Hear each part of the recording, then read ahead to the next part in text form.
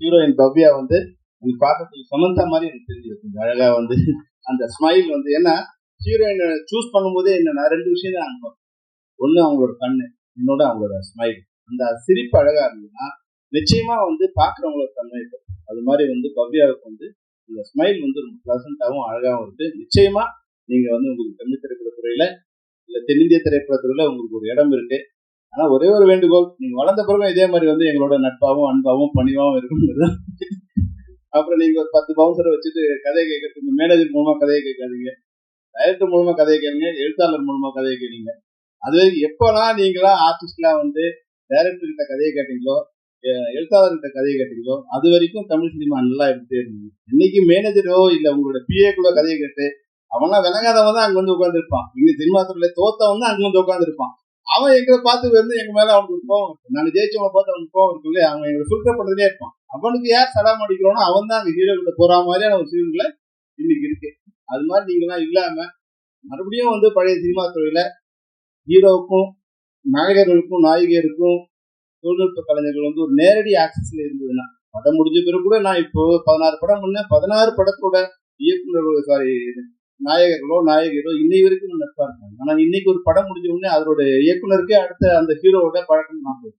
அப்போ இந்த இண்டஸ்ட்ரி வந்து அப்படி ஒரு தொடர்பு இல்லாத இண்டஸ்ட்ரியா, நட்பு இல்லாத இண்டஸ்ட்ரியா மாறிடுது. அப்போ நட்பு இல்லாத போது என்னோட படங்களுக்கு தோல்வியாட ஆரம்பிச்சதுன்னு நான் ஒரு காரணம் கண்டுபிடிச்சேன். ஏன்னா எப்ப வந்து படைப்பாளிக்கும் நாயகனுக்கும் நாயகருக்கும் வந்து ஒரு புரிதலின்மையோ இல்ல வந்து நட்போ இல்லையோ அந்த படம் வந்து அவங்க மேல முதல்ல நான் எங்களுக்கு ஒரு அன்பு இருந்தாதான், நட்பு இருந்தாதான் அந்த படத்தை வந்து சிறப்பா இருக்கும். அப்போ இப்ப இருக்கிற இண்டஸ்ட்ரிக்கு நான் சொல்ல விரும்புறது என்னன்னா, நீங்க ஒரு நட்பாவோட இருந்தீங்கன்னா நிச்சயமா பாருங்க, இந்த யூனிட் வரும்போது அந்த யூனிட் வரும்போதே தெரிஞ்சிடும் அந்த யூனிட் வந்து ஒரு நட்பான யூனிட், ஒரு யூனிட்டியோட இருக்கு. இந்த ஜின் யூனிட் வரும்போதே எல்லாரும் அந்த இதை போட்டுக்கிட்டு அந்த பணியை போட்டுக்கிட்டு டைரக்டர் பேர் வரும்போதோ இல்ல ஹீரோ பேர் வரும்போதோ ஒரு கூக்குரல் மகிழ்ச்சி யாரா வரும் இல்லையா? அது வந்து ஒரு புது யூனிட், புதிய பிளட் வந்து இந்த இண்டஸ்ட்ரிக்கு வந்துருக்குங்கிறது மிக அழகா தெரியுது. அந்த வகையில இந்த ஜின் திரைப்படம் நிச்சயமா நிச்சயமா வெற்றி அடையும். அது டிஆர் பாலா வந்து என்னன்னா அப்பா மாதிரி இல்லாம, அப்பா உதயகுமார் அண்ணன் சொன்னார், அண்ணன் நீங்க வந்து எஸ்ஐசி மாதிரி இந்த வழி நடத்தணும்னு. வேந்தருக்கு நான் சொல்றது நீ வழி நடத்தாம இரு.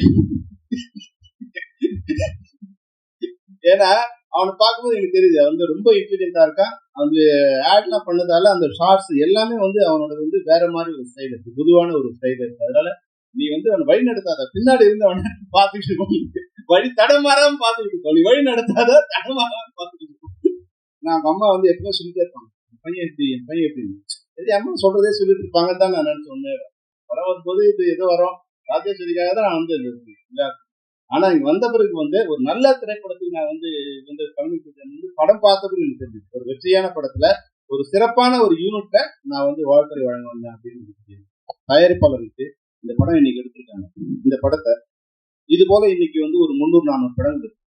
இந்த படங்களை வந்து வெளியிடுறதுக்கு ஒரு சிண்டிகேட் ஃபார்ம் பண்ணி வாரத்துக்கு ஒரு 4 படம் பண்ணோம்னா இன்னைக்கு வந்து இந்த படத்தை நேற்று ஒரு படம் இன்னைக்கு ஒரு படம் ரிலீஸ் ஆயிருக்கு ஆக போகுது நாளைக்கு காலையில. ஒரு 100 தியேட்டர் எடுக்கிறதுக்கு அந்த படத்தை வந்து ஏறக்குறைய ஒரு 7-8 கோடி செலவு பண்ணி படம் எடுத்திருக்காங்க.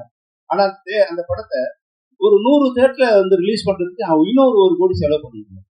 அது ஆனா அந்த படத்துக்கு தியேட்டர் கிடைக்குமா கிடைக்காதா, எந்த தியேட்டர்ல போட போறாங்க, நாளை வரைக்கும் தயாரிப்பாளர் இன்னைக்குதான் அதான் நீ தயாரிப்பாளர். அது மாதிரி இது போல பிரச்சனைகள் வந்து தயாரிப்பாளருக்கு 100 பிரச்சனைகள். இன்னைக்கு வந்து வருமானம் வரக்கூடிய தியேட்டர் இருந்தா தெரியும், ஒரு தியேட்டர் வாங்கும்போது எக்ஸிபிட்டர் வந்து அதனோட ப்ரொஜெக்டரும் வாங்கி வச்சுக்கணுங்கிறது தான் ரூல். ஆனா இன்னைக்கு அந்த ப்ரொஜெக்டர் காசையும் வந்து தயாரிப்பாளர் தான் கொடுக்குறாங்க. இன்னைக்கு ஒரு நாளைக்கு குறைஞ்சபட்சம் 7-10 லட்சம் சினிமா டிக்கெட்டுகள் விற்கப்படுகின்றன. அதுக்கு வந்து ஒரு டிக்கெட்டுக்கும் 15 காசு வந்து 15 ரூபாய் வந்து சொல்லிட்டு ஏறக்குறைய 2 கோடி ரூபாய் ஒரு நாளைக்கு வந்து ரசீது இல்ல 30 ரூபான்னு 15 ரூபா வரும். அதை வந்து ரெண்டா பிரிச்சுக்கிறாங்க. ஓனருக்கு 15 ரூபாய், புக்மை ஷோவுக்கு 15 ரூபாயும் இவங்களுக்கு 15 ரூபாய். அப்ப ஏறக்குறைய வந்து 2 கோடி ரூபாய் ஒரு நாளைக்கு வந்து கலெக்ட் பண்ணுது. அப்ப பாத்தீங்கன்னா ஒரு மாசத்துக்கு 60 கோடி ரூபாய் வரும். அதையெல்லாம் யாரோட ஒதுக்கு வரணும்? தயாரிப்பாளர்களோட பணத்துல தான் வரும். அது போல வந்து விளம்பரம் வரதா இருந்தாலும் என்ன மாதிரி தயாரிப்பாளருக்கு 100 வகையில வருமானம் வருது. ஆனா அந்த வருமானம் தயாரிப்பாளருக்கு வருதுன்னா தயாரிப்பாளருக்கு வந்து சேருது. நஷ்டம் மட்டும் தயாரிப்பாளருக்கு வந்து சேருது. படம் ஓடலையா மறுநாள் காலையில எல்லாரும் தயாரிப்பாளர் ஆபீஸ்ல இருக்காங்க. படம் ஓடிச்சுன்னா இன்னைக்கு காலை என் நண்பர் சுந்தர் எனக்கு வந்து வாட்ஸ்அப் அனுப்பிச்சிருந்தாரு, இன்னும் ப்ரொடியூசர்ஸ் நிறைய வேலை இருக்கு. அதை விட்டு உங்களே எதுக்கு சண்டை போட்டுக்கான்னு தெரியல. என் படம் மதகதை ரிலீஸ் ஆகி 5 மாசம் ஆயிடுச்சு. இன்னும் அதோட ஷேர் என்னால் வாங்க முடியும். ஒரு தயாரிப்பாளர் நிலைமை இருக்கும். தயாரிப்பாளர் சங்கம் பண்ண வேண்டிய முதல் வேலை தயாரிப்பாளருக்கு. இப்போ நான் வந்து பெப்சி பிரசிடண்டா இருக்கேன். என்னுடைய உறுப்பினர்களுக்கு என்ன பண்ணணுமோ அதை முதல்ல பண்ணிட்டு அடுத்ததாக தான் அடுத்த ஒரு அது போல தயாரிப்பாளர் சங்கம் இருக்கு.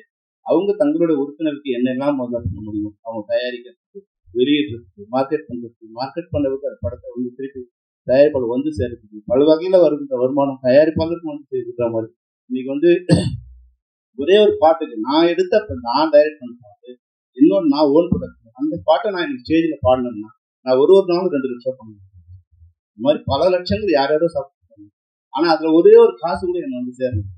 இதையெல்லாம் சரி பண்ணா நிச்சயமா தயாரிப்பாளருக்கு லாபம். இப்போ வந்து சண்டை இல்லாம யாரு கூட சண்டை போடுவோம், என்ன சண்டைனே இல்லாம ஏதோ ஒரு நடந்துட்டு இருக்கு இல்லாம தயாரிப்பாளர் உண்மையாக பிரச்சனை இருக்கா, தேர் சார் சொல்லட்டும், என்ன தப்பு இருக்குன்னு சொல்லட்டும், அந்த தப்பை நாங்கள் சரி நான் இண்டஸ்ட்ரி நல்லா இருக்கணும். அவரும் இண்டஸ்ட்ரி யாரு கூட 40-50 வருஷமா இருக்காரு. நான் வந்து 40 வருஷம் ஆயிடுச்சு இண்டஸ்ட்ரி. நாங்கள்லாம் எல்லாரோட அதிகமான தொழிலாளர்கள் தான் இந்த இண்டஸ்ட்ரியில 30-40 வருஷம் இருந்துட்டே இருக்காங்க. தயாரிப்பாளர் வந்து 5 வருஷம் இருக்காங்க. இந்த மாதிரி 30 வருஷம் இருக்கிற தயாரிப்பாளர் சினிமாவோட ஒரு 10 பேர் வீட்டில் இல்லை, ஒருத்தர் 2 பேர் 4 பேர் 5 பேர். அப்போ தயாரிப்பாளர்களோட இந்த சினிமா வந்து தொழிலாளருக்கு மிக முக்கியமான மிக சொந்தமான இதுவாக இருக்கும். அப்போ அவங்க நல்லா இருக்கணும், இண்டஸ்ட்ரி நல்லா இருக்கணும். ஆனால் எங்களுடைய மேடையில எங்களுடைய ஜென்ரல் பாடியில் பெப்சியோட ஜென்ரல் பாடியில ப்ரொடியூசர் நல்லா இருந்தால் தான் தொழிலாளி நல்லா இருக்க முடியும்னு சொல்லக்கூடிய தைரியத்தை நான் வச்சேன். முன்னாடிலாம் வந்து ப்ரொடியூசர் கவுன்சில்ல பெப்சியை திட்டினா கை தட்டுவோம், பெப்சியில ப்ரொடியூசர் திட்டினா கை தட்டுவோம். இன்னைக்கு நான் அந்த நிர்வாகத்துக்கு வந்தவருக்கு தயாரிப்பாளருக்கு ஒரு குறையும், அதாவது இன்னைக்கு ஒரு 10% 20% ஏதாவது பிரச்சனை இருக்கலாம். 80% தயாரிப்பாளர்கள் எங்களுக்கு கொடுத்து முதல் ஒழுங்காக கொடுத்துருக்காங்க. அப்ப அவங்க நல்லா இருக்குங்கிறதா எங்களுக்கு அது புரிதலின்மையா சில விஷயங்கள் நடக்குது. அதை வந்து கேஆர் சார் நீங்க உங்களுடைய பழைய ஃபார்முலா அப்படி அதை சரி பண்ண முடிஞ்சீங்கன்னா ரொம்ப சந்தோஷமா இருக்கும்.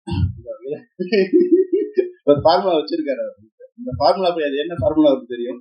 அது ஃபார்முலா படி ஒருவேளை நாங்க தப்புனா நீங்க என்ன எப்போ வேணாலும் கூப்பிடலாம். கேஆர் சார் அவருக்கு எல்லா ரைட்ஸ் இருக்கு. சினிமா துறையில சீனியர், பிலிம் இண்டஸ்ட்ரியோட சீனியர், அது மட்டும் எல்லா துறையிலும் அவருக்கு ஒரு நாலேஜ் இருக்கு. கூப்பிட்டு நீங்க பெப்சியோட தவறு இது இல்லை செல்லுமன் என்னோட தவறு இருக்குன்னா அதை திருத்திக்கு நாங்கள் தயாராக இருக்கணும். ஏன்னா சினிமா நல்லா இருக்கணும். இந்த சினிமாவில் தான் இன்னைக்கு அண்ணா ஆர்வி ஜெயக்குமார் சொன்ன மாதிரி எங்கேயோ ஒரு ஊர்ல இருந்த நான் வந்து இன்னைக்கு தமிழகம் முழுக்க அறியப்பட்டவனாக இருக்கிறது காரணம் வந்து அந்த தமிழ் சினிமா. அந்த தமிழ் சினிமா நல்லா இருக்கணும்னு நினைக்கிறதுல நானும், அதனால தமிழ் சினிமா நல்லா இருக்கு. என்ன விதமான இது காம்ப்ரமைஸுக்கும் வர நாங்கள் தயாரா இருக்கிறோம் வந்து இந்த மேடையில் சொல்லிட்டு, இந்த படம் உண்மையாவே நான் சும்மா இதுக்காக சொல்ல, இந்த படம் பார்க்கும்போது எனக்கு தெரியுது ஒரு வெற்றி படத்தோட ஒரு விழாவுக்கு நம்ம வந்திருக்கோம் தெரியுது. ஒரு மிகச்சிறந்த இயக்குனரை நாளைக்கு நான்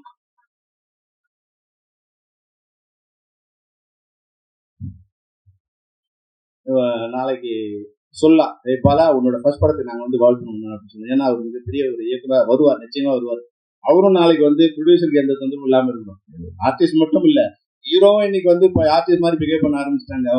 அவங்க வந்து பெரிய லெவலான பிறகு ப்ரொடியூசர்ஸ் அவங்க மீட் பண்ண முடியும். இந்த மாதிரி இன்னொன்று என்னன்னா மிக வருத்தமான விஷயம் எல்லாருக்கும் நான் சொல்றேன்.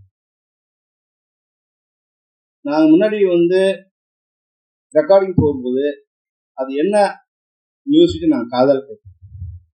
அப்புறம் வந்து டியூன் போடும்போது அது என்ன டியூன் கேட்போம், காதில் கேட்போம்.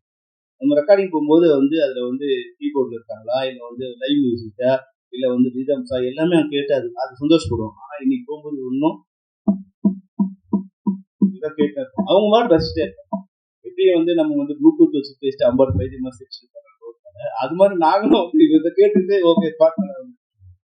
இன்னொரு விஷயம், அப்போ அந்த குழந்தை கையில எடுக்க முடியாது. ஒரு குழந்தை இருக்கு, பெற்ற குழந்தைய கையில கொடுக்கும்போது அந்த குழந்தை வந்து ஒரு சாலிடா ஒரு பிசிக்கலா கையில இருந்தா எப்படி இருக்கும், அது தொட்டு பார்க்கும்போது தாய்க்கு எவ்வளவு, அது போலதான் இருக்கும்.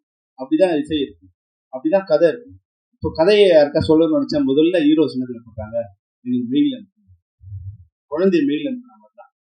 குழந்தைய பார்க்கணும்னா மெயில் அனுப்பிச்சா குழந்தை எப்படி இருக்குமோ அப்படின்னா ஸ்கிரிப்ட் வந்து மெயில் அனுப்பிச்சா அப்படிதான் இருக்கும்.